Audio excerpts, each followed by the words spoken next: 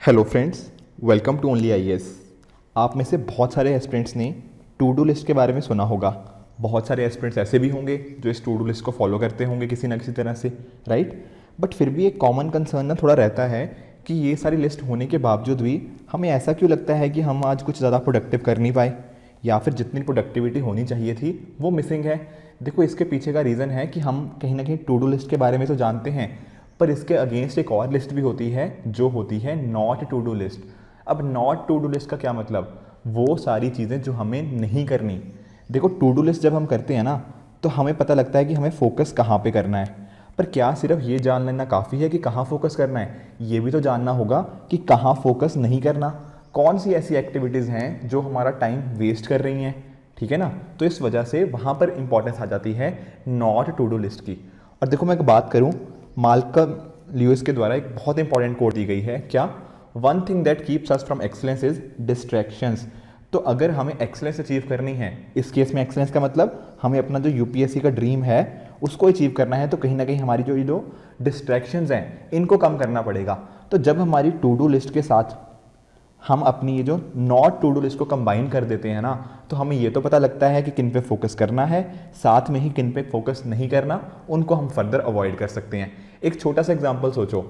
आपने मान लो to do list में अपने ये सोच लिया कि मुझे पढ़ाई करनी है 3 घंटे, पर हो सकता है क्या वो 3 घंटे आप अच्छे से यूटिलाइज कर रहे हो या नहीं कर रहे। जैसे कि आप अगर पढ़ते टाइम अपने मोबाइल को यूज़ कर रहे हो तो आप एक तरह से ये तो बोल दोगे कि मैं 3 घंटे पढ़ा, क्या पर एक्चुअल में पढ़े? The answer is no. Reason क्या था? आपको कहाँ फोकस नहीं करना था वो आपने अवॉइड नहीं किया। रीज़न बीइंग आप मोबाइल पे लगे रहे, ठीक है ना। वो एक तरह की डिस्ट्रैक्शन हो गई। तो ये सारी चीज़ें हमें अवॉइड करने की ज़रूरत है। टू डू लिस्ट के साथ जब इसको कंबाइन करेंगे कहीं ना कहीं फोकस ज़्यादा बढ़ता है। और देखो, एक चीज़ भी रियलाइज़ करो, हम सभी के पास ना कहीं दिन में 24 घंटे ही होते हैं। अब 24 घंटे के अंदर बहुत सारे लोग बहुत अच्छा करते हैं, कुछ लोग अच्छा नहीं भी करते, ठीक है। आप किसी का भी एग्जांपल ले लो, चाहे जैसे आप ना फेमस क्रिकेटर्स का एग्जांपल ले लो, फेमस स्पोर्ट्स प्लेयर का देख लो, या फिर इवन जो फेमस बिजनेस लीडर्स हैं। काफ़ी सारे बिजनेस लीडर्स ने बहुत छोटी सी एज में ही बहुत कुछ अचीव किया है, ठीक है। अब जैसे बिल गेट्स का एग्जांपल देख लीजिए, काफ़ी छोटी उम्र में। मार्क जुकरबर्ग हैं, राइट। उसी तरह से टेस्ला के फाउंडर्स हैं। तो इस तरह से इन्होंने 24 घंटे ही हैं इन सभी के पास, पर हुआ क्या? उन्होंने अपने प्रोडक्टिव टाइम को तो इंक्रीज़ किया, पर अनप्रोडक्टिव टाइम को साथ में साथ कम भी किया। एग्जाम्पल से मैं समझाता हूँ।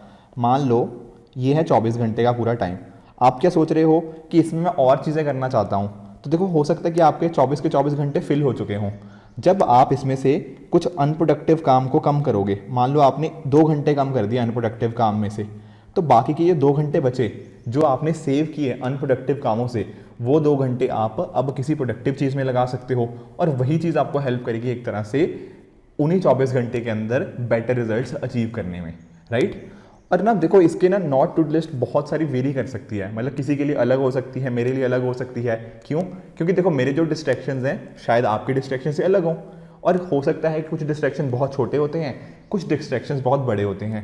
पर कुछ ऐसे डिस्ट्रैक्शंस हैं जो कहीं ना, या फिर जो ऐसी चीज़ें हैं जो यूपीएससी एस्पिरेंट्स को नहीं करनी चाहिए, जो उसकी लिस्ट में डेफिनेटली होनी ही होनी चाहिए। जैसे एग्जांपल देखो, आप कहीं जा रहे हो मान लो, और आपको एक दोस्त बोल देता है कि यार तूने हिस्ट्री की वो वाली बुक पढ़ी, उस बुक में से इस बार यूपीएससी 2022 में क्वेश्चन आया था प्रीलिम्स का। आप क्या करते हो? आप जो ऑलरेडी मान लो स्पेक्ट्रम पढ़ रहे थे, आप छोड़ते हो कि चलो स्पेक्ट्रम तो मैंने पढ़ रखी है, मैं ये XYZ बुक भी पढ़ लेता हूँ। फिर आपका कोई दूसरा दोस्त कोई और बोल देता है कि वहाँ से ये नोट्स पढ़ ले हिस्ट्री के, ये उस टीचर के नोट्स अच्छे हैं, so on and so fourth. आप क्या करने लग जा रहे हो यहाँ पर आपको जहाँ से भी, कहीं मतलब चाय वाले की दुकान पे, कहीं पर भी, जैसे ना ORN के अंदर तो आप जानते हो, राजेंद्र नगर के अंदर इस तरह के रिकमेंडेशन हमें मिलते ही रहते हैं, ठीक है। तो जब आप इस तरह से हर किसी के रिकमेंडेशन को मानने लग जाओगे और हर एक बुक को पढ़ने लग जाओगे, ये सबसे बड़ी गलती है। तो one of the biggest thing, आपको जो चीज़ नहीं करनी यूपीएससी की आपकी जर्नी में, कि हर बुक को पढ़ने लग जाओ रैंडमली जो भी आपके सामने आ रही हो। दूसरी चीज़, सिलेबस को स्टिक ना करना। देखो, इसका कारण देखो क्या हो रहा है, काफ़ी सारे एस्पिरेंट्स को ना ऐसा लगता है कि यूपीएससी में कुछ भी पूछा जा सकता है, anything under the sun can be asked. पर क्या ये बात सच है? देखो, मैं मानता हूँ कि यूपीएससी काफ़ी एक ना बहुत सारी चीज़ें इसमें पूछी जा सकती है, नो डाउट कि काफ़ी बड़ा स्कोप है। पर क्या इसका मतलब है कि हर जो रैंडम चीज़ हमारे सामने आती जा रही है हम उसको पढ़ते जाएं? The answer is no. हमें सिलेबस दिया गया है, हमारे पास पता है हमें किस टाइप के क्वेश्चन यूपीएससी पूछता है, तो कहीं ना कहीं उसी डायरेक्शन में हमें जाने की ज़रूरत है। राइट। तो ये चीज़ का खास ध्यान रखो। उसके साथ ही देखो एक चीज़ आप नोटिस करो, एक चीज़ होती है पॉलिटिक्स और एक चीज़ होती है पॉलिटी। दोनों में ज़मीन आसमान का फ़र्क है। एग्जाम्पल से समझाता हूँ कैसे। जैसे मान लो ना अभी थोड़ा महाराष्ट्र में देखो, थोड़ा अभी थोड़े टाइम पहले ना काफ़ी चल रहा था सीन कि मतलब शिवसेना और मतलब बाकी जो पार्टीज़ थी, आप जानते हो पूरा कि क्या चीज़ था। तो कहीं ना कहीं क्या हमें ये जानना ज़रूरी है कि इस XYZ मिनिस्टर ने क्या बोला, उस XYZ MLA ने क्या बोल दिया, इसने क्या बोला, इसको क्या बोला? ये चीज़ें अगर हम पढ़ने लग जाए ना, ये पॉलिटिक्स बोलते हैं। हमें क्या जानना है? हमें जानना है एंटी डिफेक्शन लॉ क्या है, इसको बोलते हैं पॉलिटी। तो फ़र्क क्लियरली देखो कि पॉलिटिक्स में हमें कुछ नहीं देखना। ये क्या है? ये है हमारी not to do list politics, और हमारी टू डू लिस्ट क्या है? टू डू लिस्ट है पॉलिटी को पढ़ना। तो सिलेबस को जितना आप स्टिक करोगे उतना ज़्यादा आपको पता लगेगा कि क्या पूछा जा सकता है, क्या नहीं पूछा जा सकता। एक बाउंड्री लाइन ड्रॉ करना बहुत इंपॉर्टेंट है, और बहुत सारे एस्पिरेंट्स यही नहीं कर पाते। उसके साथ ही देखो एक चीज़ और, मैं सिलेबस के साथ ही एक चीज़ लिंक करता हूँ। आजकल ना बहुत सारी ऐसी मतलब अलग अलग जगह पे हमारे पास, क्योंकि कंटेंट की आजकल कमी नहीं है, बल्कि कंटेंट बहुत ज़्यादा हो चुका है, तो उसी कंटेंट के बीच में हमारे पास इस तरह की चीज़ें आ जाती हैं जो हमारे लिए यूपीएससी के लिए रेलेवेंट ही नहीं है, ठीक है ना। तो उन चीज़ों से दूर रहना है। और खासकर मैं बताऊँ, काफ़ी बार क्या होता है, जैसे यूट्यूब आप माध्यम है, यूट्यूब से आप पढ़ते भी हो, वहाँ पे एंटरटेनमेंट भी होता है। तो कहीं ना कहीं हम लोग क्या करते हैं कि यूपीएससी के जो टॉपर्स हैं उनके काम से इंस्पायर होने की बजाय उनकी हम मैरिज वीडियोस से इंस्पायर होने लग गए हैं, ठीक है, कि अच्छा मैं अगर आईएएस बन जाऊंगा तो इस तरह से शादी होगी, ये एंड सो फोर्थ। तो ये सारी चीज़ें देखो, आप क्या कर रहे हो इससे, आपकी ये नॉट टू डू लिस्ट में होनी चाहिए। क्यों? क्योंकि ये आपका टाइम वेस्ट कर रही है इनकी मैरिज की वीडियोस देखना, या फिर कोई ऐसा कंटेंट देखना जो हमारे लिए रेलिवेंट नहीं है, ठीक है। तो ये चीज़ आपको बहुत ध्यान में रखनी चाहिए कि कौन सी चीज़ आपकी टू डू लिस्ट में है, और नॉट टू डू लिस्ट में कितना आप कम कर सकते हो, उस हिसाब से आपको टाइम आप यूटिलाइज अच्छे से कर सकते हो। उसके साथ ही साथ प्रीवियस ईयर क्वेश्चंस को इग्नोर करना आपकी सबसे बड़ी गलती हो सकती है। रीज़न क्या है? देखो, मैंने कुछ एस्पिरेंट से अभी मेरी थोड़ी टाइम पहले बात हो रही थी, तो एक दो एस्पिरेंट से मुझे बोला कि सर ये तो पहले पूछा जा चुका है यूपीएससी में, तो अब ये दोबारा नहीं पूछा जाएगा, कि ऑलरेडी पूछ चुके हैं। देखो ये तो कोई लॉजिक नहीं हुआ, और आपको मैं ना डिफरेंट वीडियोस के अंदर डिफरेंट एग्जांपल्स दे चुका हूं जहां पर यूपीएससी ने प्रीवियस ईयर क्वेश्चंस के सिमिलर कॉन्सेप्ट्स दोबारा रिपीट किए हैं। मतलब एग्जैक्ट क्वेश्चन भले ही रिपीट ना हो, पर अगर आपने प्रीवियस ईयर क्वेश्चंस को अच्छे से किया हुआ है, आपके काफ़ी सारे क्वेश्चंस उन पर्टिकुलर से डिराइव होकर ही पूछे जाते हैं। तो प्रीवियस ईयर क्वेश्चन और साथ ही साथ हमें एक तरह का बताते हैं कि क्या यूपीएससी में किस तरह का ट्रेंड चल रहा है, हमारी प्रिपरेशन किस डायरेक्शन में होनी चाहिए, क्या मैं बहुत टफ चीज़ें तो नहीं पढ़ रहा, क्या बहुत ईजी चीज़ें तो नहीं पढ़ रहा। तो ये सारी चीज़ें प्रीवियस ईयर क्वेश्चन आपको हेल्प करते हैं। उसके साथ ही एक बड़ी गलती जो करते हैं एस्पिरेंट्स, वो होता है कि वो पढ़ने पे ज़्यादा फोकस करते हैं। देखो पढ़ाई करना बहुत इंपॉर्टेंट है, आई अंडरस्टैंड कि आपने हिस्ट्री को बार बार पढ़ना, बार बार रिवाइज करना ज़रूरी है, पर उसके साथ ज़रूरी क्या है? मॉक्स देना और आंसर राइटिंग करना। हमें अक्सर ये लगता है कि अच्छा मैंने हिस्ट्री का ये चीज़ टॉपिक पढ़ ली, इकोनॉमी का ये टॉपिक पढ़ लिया, अब तो मैं इसके ऊपर आराम से आंसर राइटिंग कर लूँगा, बट ऐसा नहीं है। जितना इंपॉर्टेंट किसी चीज़ को पढ़ना है उतना ही इंपॉर्टेंट मॉक्स देना, आंसर राइटिंग करना, ये सारी चीज़ें हैं। ये देखो मैंने ये आपको चीज़ें ये ना थोड़े मैक्रो लेवल पे बताई हैं कि वो गलतियाँ जो बाकी एस्पिरेंट्स करते हैं जो हमें नहीं करनी और हमारी नॉट टू डू लिस्ट में होनी चाहिए।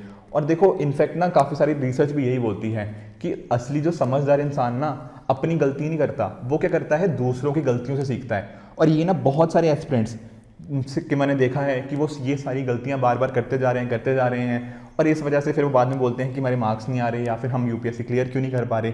रीज़न बीइंग कि वो शायद एफर्ट तो कर रहे हैं, पर एफर्ट किस डायरेक्शन में जाना चाहिए, कौन सी चीज़ उनके शेड्यूल में से बाहर जानी चाहिए, वो अनप्रोडक्टिव काम वो नॉट टू डू लिस्ट में नहीं थे, और वो कुछ ऐसा कंटेंट या फिर ऐसी चीज़ें पढ़ते गए जो उनको नहीं पढ़नी चाहिए थी। तो ये चीज़ों का आपको भी खास ध्यान रखना है, ठीक है। एंड इवन ना जब हमारी डिफरेंट हम ओनली आईएएस की टीम का भी ये पूरा कोशिश रहती है कि आपको जो सारी चीज़ें प्रोवाइड करी जाएं कहीं ना कहीं वो सारा टू द पॉइंट हो, वो एग्ज़ाम के लिए रेलेवेंट हो, ठीक है ना। तो सिर्फ वही चीज़ें आपके तक डिलीवर करी जाएं जो कि आपको एग्ज़ाम में रेलेवेंट हो एंड आपको एग्ज़ाम क्लियर करने में आपकी मदद करी जाए। इवन जो हमारा जो प्रारंभ का कोर्स है ना, उसके अंदर भी हमने जो पूरा शेड्यूल बनाया है या बाकी जो भी कंटेंट उसके अंदर आपको पूरा प्रोवाइड किया जाता है, उसके अंदर भी इन्हीं बातों का खास ध्यान रखा जाता है। अगर थोड़ा सा एक्सप्लेन करना चाहूँ उसके अंदर, तो देखो प्रारंभ बैच जो है अब तो ऑफलाइन में भी अवेलेबल है, ऑनलाइन तो है ही है था। तो यहाँ पर देखो आपको पूरा का पूरा कंटेंट एक प्रॉपर शेड्यूल के हिसाब से प्रोवाइड कर दिया जाएगा, ठीक है। तो यानी कि पूरा आपको ना बिल्कुल बेसिक से स्टार्ट किया जाता है एंड पूरे एडवांस टॉपिक्स आपके साथ डिस्कस करे जाते हैं सारे के सारे सब्जेक्ट्स के।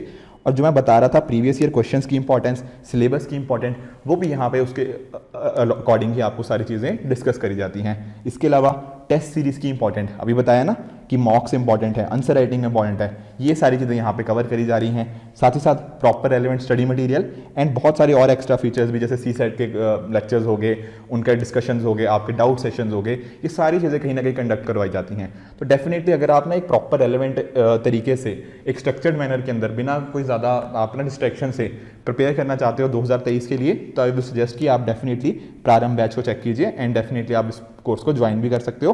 कुछ आपके डाउट्स हो तो हमें इन नंबर्स पे कांटेक्ट करके भी देख सकते हो। तो देखो जो मैं बात कर रहा था कि टू डू लिस्ट और नॉट टू डू लिस्ट को कैसे आप कंबाइन करो, तो ऐसे हो सकता है जैसे अभी डिस्कस किया ना कि हर बुक आप पढ़ रहे हो जो आपका फ्रेंड रिकमेंड करे, उससे बेहतर पता क्या है कि आपकी टू डू लिस्ट में क्या हो, आप एक बुक पढ़ो और उसको मल्टीपल टाइम्स रिवाइज करो। जैसे कि मान लो आप ना पॉलिटिकली लक्ष्मीकांत पढ़ रहे हो और वो बहुत अच्छी बुक है, तो एक बार लक्ष्मीकांत पढ़ ली, दोबारा उसको पढ़ो। ऐसा मत सोचो कि फंडामेंटल राइट्स अब लक्ष्मीकांत से पढ़ लिया तो कोई XYZ कोचिंग के नोट्स उठा लूँ या इस चीज़ को पढ़ लूँ, कोई और बुक उठा लूँ, so on and so fourth. एक बुक को मल्टीपल टाइम पढ़ना ज़्यादा इंपॉर्टेंट है। सिलेबस हमें बताता है क्या चीज़ रेलिवेंट है, उसके साथ ही प्रीवियस ईयर क्वेश्चन हमारे लिए एक तरह की गाइडिंग लाइट है, जिसे बताते हैं ना कि प्रेम्बल क्या है। प्रेम्बल कॉन्स्टिट्यूशन के लिए या फिर हमारे जो इंटरप्रेटर्स हैं उनके लिए गाइडिंग लाइट का काम करता है। उसी तरह से previous year question and syllabus हमारे हमें गाइड करता है कि क्या हम चीज़ें जो पढ़ रहे हैं वो रेलिवेंट है भी या नहीं। साथ ही साथ हमें ट्रेंड्स भी समझने को मिलते हैं। उसके साथ ही ऐसा भी होता है कि जैसे एक फेमस कोट है कि बेहतर क्या है कि हम प्रैक्टिस में ही जितना पसीना बहाना है बहा लें, वॉर में गलतियां ना करें, ठीक है ना। तो जो गलतियां करनी हैं, जो मिस्टेक्स करनी है, वो मॉक्स में कर लो। मॉक्स में गलतियां हो जाएगी, कोई बड़ा इशू नहीं है, बट एग्जाम में सेम गलती करोगे ना, वहाँ पे आप इम्पैक्ट होगा, वहाँ पे आपकी सिलेक्शन पे चांसेस कम बनेंगे। तो इस वजह से इंश्योर क्या करो कि जितनी गलतियां करनी हैं आप मॉक्स में ही कर लो। उसके साथ ही काफ़ी सारे एस्पिरेंट्स क्या होते हैं, जब थोड़ा ना टफ टाइम्स का मतलब जब कई बार फेलियर हो जाता है, मान लो कि प्रीलिम्स क्लियर नहीं हुआ या मेंस क्लियर नहीं हुआ, तो एक तरह का कॉन्फिडेंस उनमें से चला जाता है।